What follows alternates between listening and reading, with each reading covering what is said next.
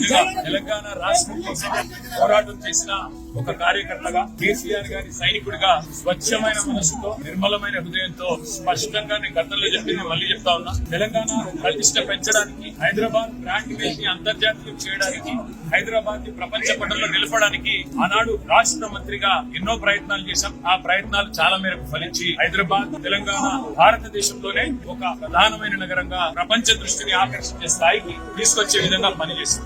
మేము 9.5-10 ఏళ్ల కాలంలో మా ప్రభుత్వం ఉన్నప్పుడు మా బావమరుదులకు 1137 కోట్ల కాంట్రాక్ట్ ఇచ్చే దౌర్భాగ్యపు పని, అట్లాంటి పనులు చేయలేదు. మంత్రిగా నేను కౌన్సిల్ లో కూర్చొని, కౌన్సిల్ ఆఫ్ మినిస్టర్స్ లో, కేబినెట్ లో కూర్చొని నా కొడుకు కంపెనీకి కాంట్రాక్ట్ ఇచ్చుకోలేదు, లేదా నేను కాంట్రాక్టులు ఇచ్చి ప్రతిఫలంగా ల్యాండ్ క్రూజర్ కార్లు కొనుక్కోలేదు.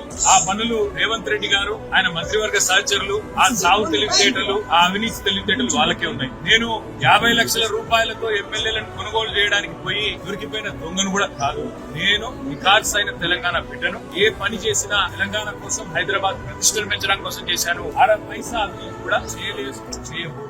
సరే, ఇవాళ కొంతమంది అర్థమయ్యి కాని వాళ్ళు, తెలిసి తెలియని వాళ్ళు ఏదో కొంత బురద తల్లి తాత్కాలికంగా మీడియా మేనేజ్మెంట్ ద్వారా రాజకీయ పబ్బం గడుపుకోవాలనుకునే కాంగ్రెస్ వాళ్ళకి నేను చెప్పేది ఒకటే, నిజం నిలకడ మీద తెలుస్తుంది. మీరు ఇవాళ చల్లే బురద నన్ను గాని, మా పార్టీని గాని ఎట్టి పరిస్థితుల్లో ఆ దృష్టి ఏదైతే కేంద్రీకరించబడిందో దాని నుంచి తప్పించలేదు. మేము మాట్లాడుతూనే ఉంటాం, కొట్లాడుతూనే ఉంటాం. గత సంవత్సర కాలంగా విద్యుత్ ఛార్జీలు పెంచవద్దని కొట్లాడింది టీఆర్ఎస్. లగచర్లలో నువ్వు రైతులను జైల్లో పెడితే అడ్డుకున్నది టీఆర్ఎస్. నువ్వు హైడ్రా పేరిట ఇల్లు కూలగొడితే అడ్డుకున్నది టీఆర్ఎస్. 6 గ్యారంటీల అమలు నువ్వు చేయకపోతే ఇలా తీసింది అడుగడుగునా కేసీఆర్ బృందం.